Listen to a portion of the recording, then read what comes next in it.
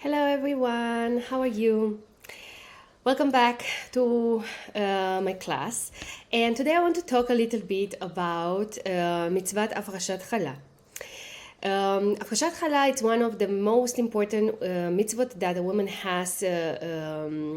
is obligated to do.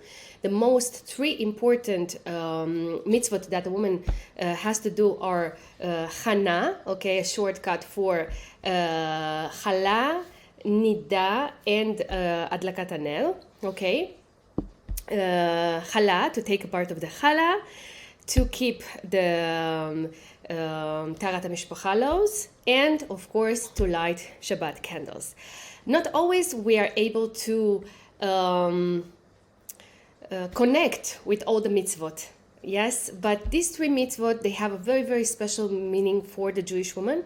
And I want to talk a little bit more in detail about one of these mitzvot, which is to take a part of the challah. Now that we can eat hametz after Pesach, it's time to talk about it.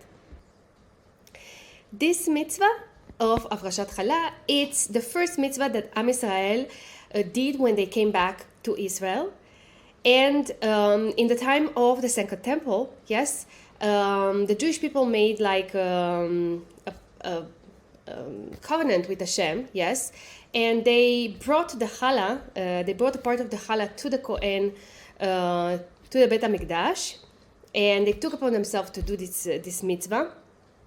And it's one of the mitzvot that even today, even though we do not have a temple, we are still doing it in our homes. In the past, the challah was really done in a very, very hard way. They had to bring all the grains from the fields, and they had to make the flour and to check it out, and then to make the dough and to bake it. And of course also today we can do that from scratch if you want, but it's today we have a lot of different things that we can use that makes our life much easier, yes. And we often wonder why do we have to do this every time we buy a challah from the shop, from the store. They already did this. They already took the part of challah, so I'm literally doing the mitzvah. Yes, I'm not as long as I'm buying from a kosher place, then I already fulfilled my part. Yes, in this. But there is a deeper meaning for this mitzvah, and that's why it's very important to understand that to buy it from a store and to make it home is not the same thing, okay? Of course, that also today you have many things that you can make it much easier. Today you don't have to sift the flour, and you have everything already done. And there are countries that are very cold countries that the flour doesn't even have to be sifted. But Halacha says that before I start to do a challah, first of all I have to sift the flour. I have to make sure that there are no worms inside, and only then I can build my dough and do everything with the combination of ingredients. Of course, there is a big difference, as I said, between the challah that we buy in the shop and challah that we make home, because the challah that we make home, it's a challah full of prayer and tears and heart, and you put there all your troubles and all your things, and you pray and you pray and you pray, and you bring inside to it. You bring inside the dough also Hashem, also the prayers.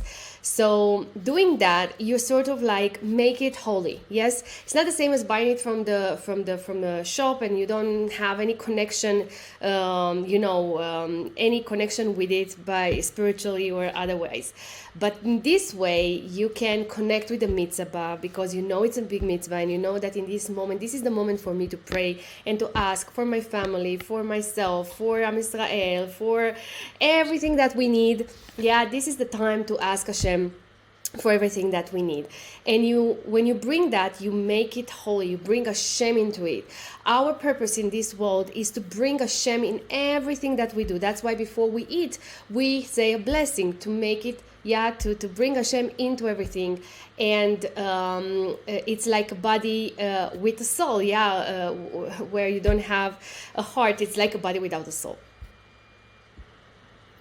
to transform the mundane in holy. Yes, of course we need to be very grateful that we do have from where to buy a challah today, but if we do have the opportunity at least once a year to do it, the challah can protect and can, the mitzvah of challah can protect us and can help to bring a lot of good things in the house and a lot of blessings. And think about it, that when your children, your husband, your family are eating from that challah, that you know that you put there all your heart, how different it is and how the taste is completely different. You cannot even compare it, yes? So when we add all these ingredients to the challah, they all signify something. Yes, we have the shmarim, yes, that comes from the word shmira, and yeast, yes, the yeast, and there is a lot of things that these things are bringing. Like on one side, this is something that is helping the dough to grow and to become bigger. On the other side, it becomes hametz, like the Yetzer Hara, who likes to make us do things that are not according to the will of Hashem. Yeah. So of course, when we add the shmorim, we are saying. We are asking Hashem to protect us from the Yetzer Hara and to give us the power to always be, shmurim.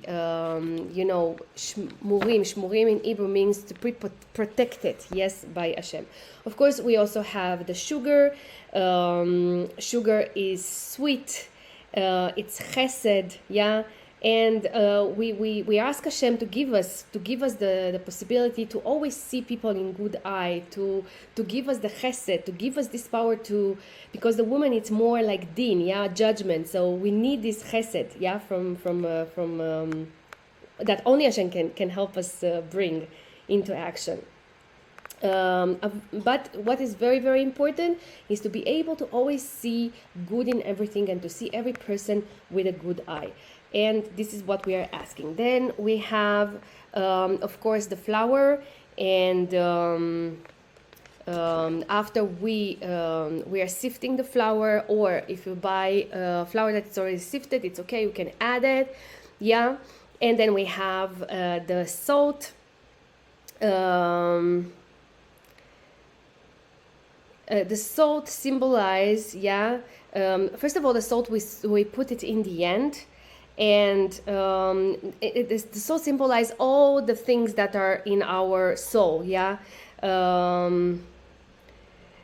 Every single thing in life has to be that we're doing. Yeah, it has to be with not too much and not too little. Yes, it means that if a person is angry, sometimes it's good to be angry, but too much is too much. Yes. Sometimes it's good to be, jealous, but depending on what and how and what you do and what you act.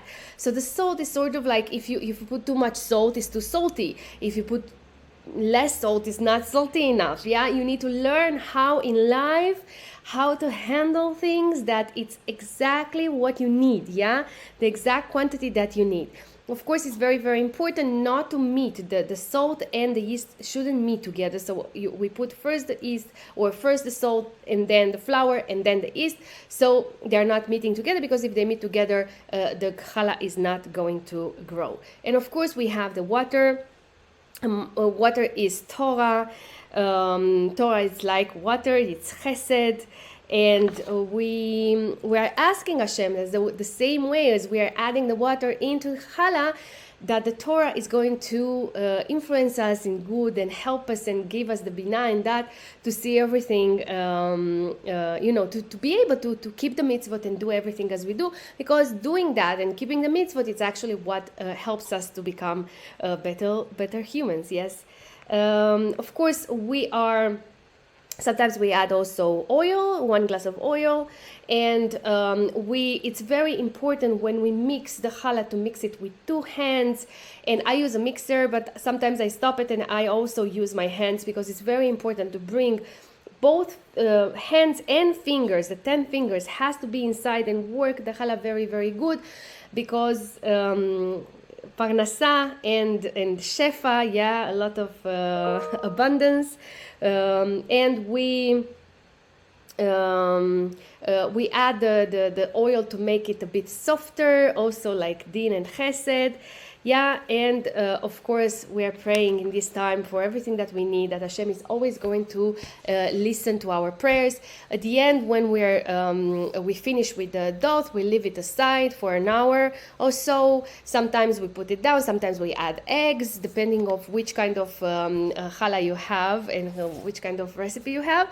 And then, of course, also depending very much how much sugar you put. If you put too much, then it's sweet, and for Sephardi, sweet is not a motzi. Those are different laws, so you need to know which kind of challah you want to do, if you want to make a sweet challah or a normal challah.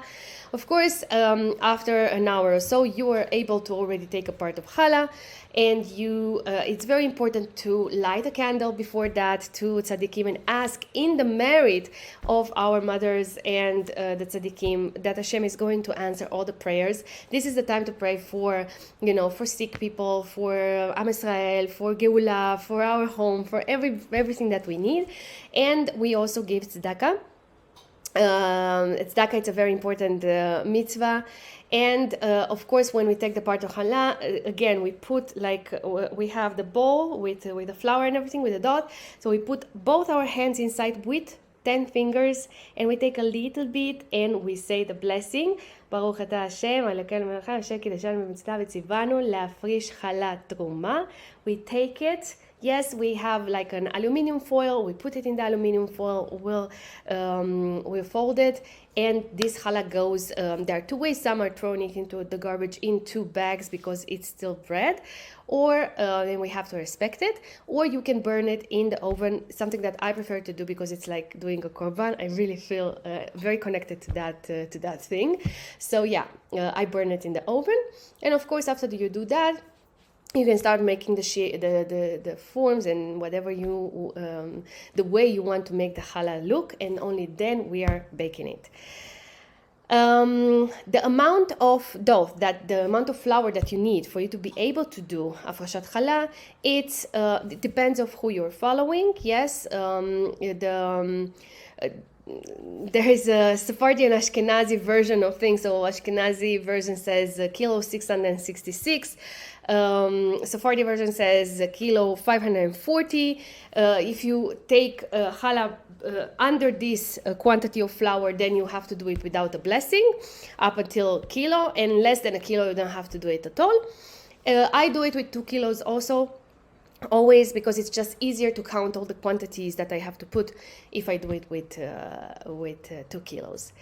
That's it for today. I hope you enjoyed my class, and I would love for you to subscribe on our channel, and see you in our next class.